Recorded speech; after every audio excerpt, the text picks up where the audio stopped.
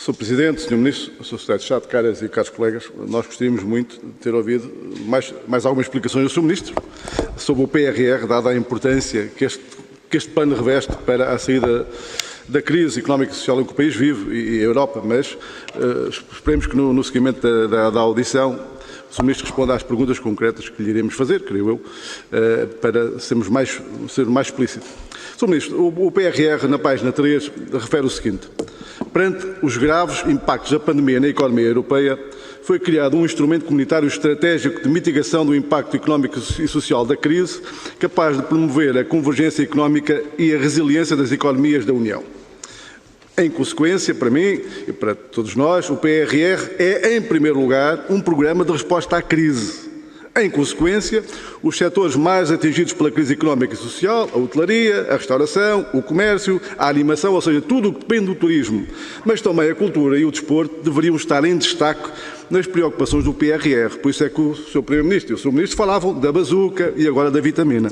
E a primeira questão que lhe queria colocar, Sr. Ministro, é, afinal, onde estão no PRR os apoios a estes setores?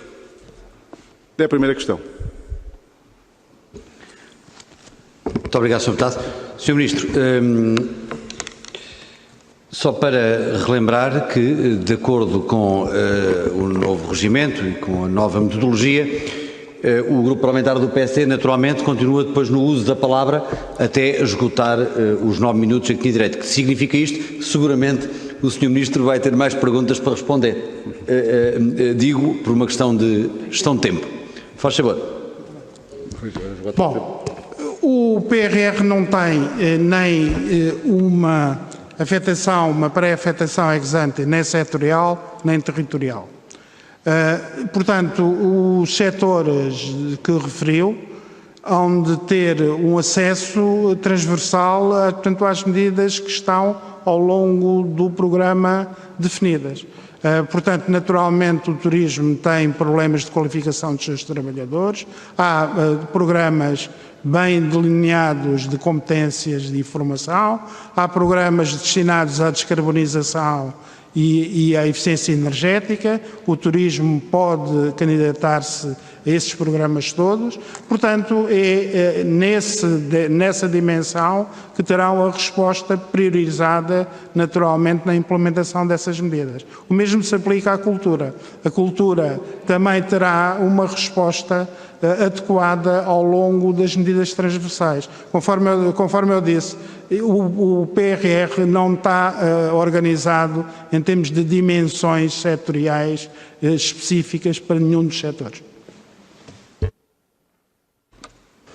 Sr. Ministro, continuando, sendo o PRR um programa de resposta à crise, logo com uma forte componente de curto prazo, pelo menos em termos de expectativas, deveria, a meu ver, do PSD, ter um programa de pequenas e muitas obras a serem executadas rapidamente na economia local, sobretudo para as pequenas e médias empresas.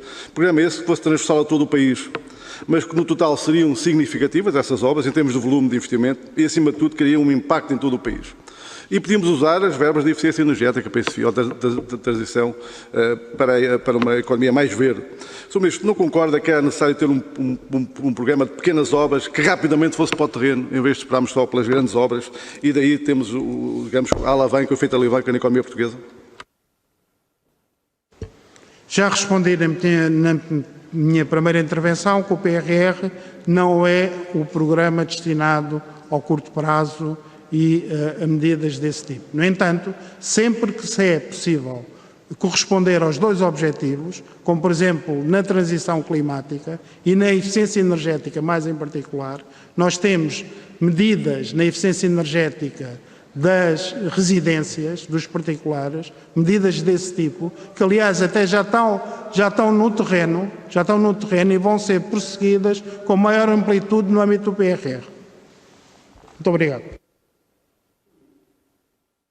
Sr. Ministro, no início deste ano, de 2021, o Governo aprovou a Estratégia Portugal 2030, que refere que constitui o referencial para a aplicação dos vários instrumentos de política a adotar no futuro próximo, dos quais se destacam o Portugal 2030 e o Plano de Recuperação e Resiliência 21-26. E aqui queria lhe colocar duas questões.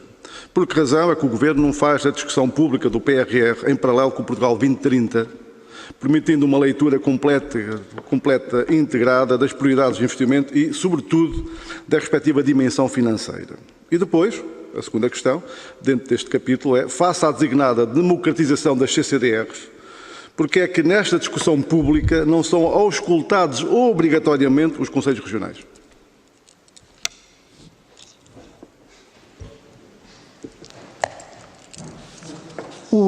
As CCDRs já foram ouvidas em diversas sessões de trabalho sobre o PRR e sobre os trabalhos internos que estão a ser desenvolvidos sobre o PT 2030.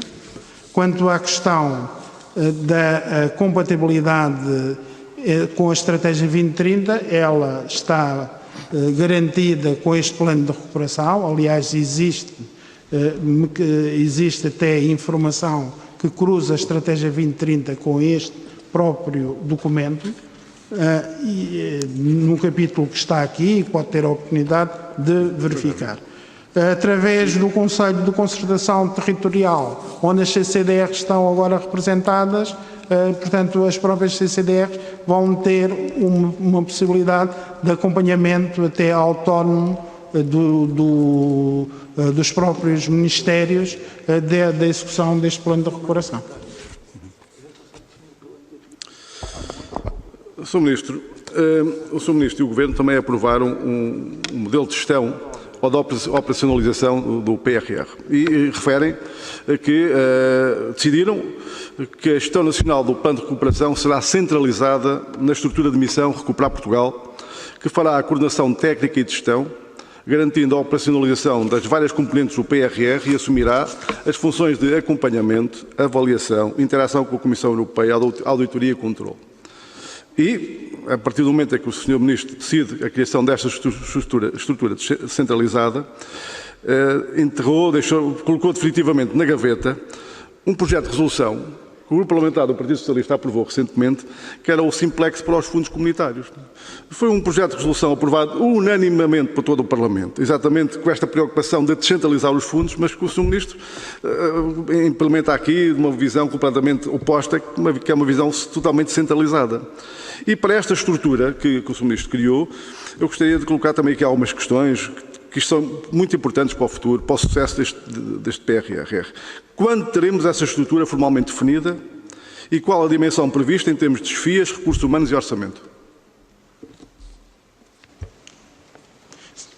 Senhor Deputado, esqueceu-se de ler uma disposição que diz também que essa estrutura há uma coisa que vai fazer, que é contratualizar a execução. Portanto, ela tem centralizada determinado tipo de funções, nomeadamente, por exemplo, a questão da coordenação e as funções de controle e de auditoria. Isso sim vai ficar centralizado. Vai ficar centralizada a interação com a Comissão Europeia, mas toda a execução do plano não lhe vai caber. Vai sim contratualizar diretamente com os executores ou com estruturas que vão coordenar, portanto, essa execução. Sejam elas, por exemplo, em alguns casos, as próprias comissões de coordenação e desenvolvimento regional que referiu ainda há bocado, quer outras agências públicas responsáveis pelas políticas. Portanto, enganou-se aí, portanto, a execução não vai ficar centralizada, portanto, nessa agência. Nessa perspectiva, os meios necessários, portanto, para essa estrutura de missão, nunca vão ser meios necessários muito significativos, mas próprios de uma estrutura de missão apenas de coordenação e de acompanhamento. E naturalmente, de responder perante a Comissão Europeia de obrigações de reporte e de obrigações de controle e de auditoria. Sr. Ministro, eu fiquei agora muito preocupado, porque eu presumo que esta estrutura de missão para Portugal tinha que ser certificada para a Comissão Europeia e também tenham que ser definidas as formas de relacionamento com as CCDRs, com as CIMs, para a co-governação e para as intervenções do PRR, e que ainda está tudo por fazer. Portanto, há uma intenção, está num plano, mas não saímos para o terreno. E, portanto, para quem quer colocar o PRR ao serviço da economia dos portugueses, já no verão, eu creio que vamos ter aqui uma derrapagem forte.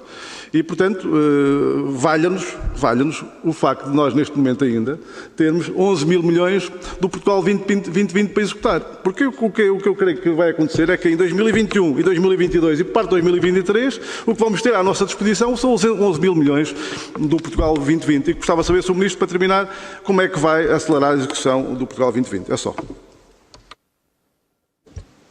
Deixe-me dizer, relativamente ao Portugal 2020, o seguinte. Para aqueles que anunciavam que isto iria ser um desastre em termos do Portugal 2020, vou-lhe dar apenas um número. Nós, em 19, executamos 12% do total do Portugal 2020, 12% do total do orçamento. Em 2020, apesar do forte contexto desfavorável, conseguimos executar o mesmo valor, 12%. Ficaram por executar 43% para 3 anos. Podem fazer as contas, 43% a dividir por 3 dá quanto? Dá 14%. Ou seja, tendo em conta que os últimos 3 anos são anos de forte aceleração, sempre foram, aquilo que nós temos pela frente apenas no que respeita ao Portugal 2020 são 2 pontos percentuais acima da média de 19 e de 20. Portanto, temos aqui pela frente um esforço que está perfeitamente ao alcance e não representa nenhuma façanha, nem nenhuma barreira intransponível de execução do Portugal 2020. Estou a falar em termos globais. Naturalmente, temos aqui diferenças entre programas operacionais, que temos de tratar delas e estamos a tratar delas. Portanto, não há aqui nenhum drama daqueles que foram anunciados e mais ainda. E continuamos, volto a dizer, 7% acima da média de execução da União Europeia. E volto a dizer que entre os países com maiores pacotes, tenham paciência, mas eu tenho de dizer isto, continuamos a liderar a taxa de execução a nível da Europa. Portanto, o nosso problema agora é que nós que vamos ter a situação que normalmente já tínhamos no encerramento dos quadros, que é o acumular do phasing out de um ciclo com o phasing in do outro. Nós agora temos um outro desafio, que é este pacote adicional para executar. E é isso que somos todos convocados. E esse é que é o nosso desafio que temos a enfrentar. Não escondemos isso. Estamos perante um desafio adicional, mas também temos de responder adicionalmente a novas necessidades decorrentes da pandemia. É esse o desafio. Não misturemos as coisas. Portanto, e relativamente à questão do PRR, aquilo que poderia dizer, digamos o seguinte: o modelo que nós temos é um modelo que vai evitar intermediações. Nós temos aqui projetos que vamos contratar diretamente com os executores. Portanto, esta estrutura de missão, se não precisa de intermediários, digamos, temos aqui que muitas vezes nos fundos estruturais alongam em demasia a cadeia. Nós, se temos um executor para uma estrada, se é um município, se é o único, quer dizer, que vai fazer, nós vamos contratar essa estrada diretamente com o município e connosco. A estrutura de missão, se for necessário, vamos fazer. E vamos fazê-la com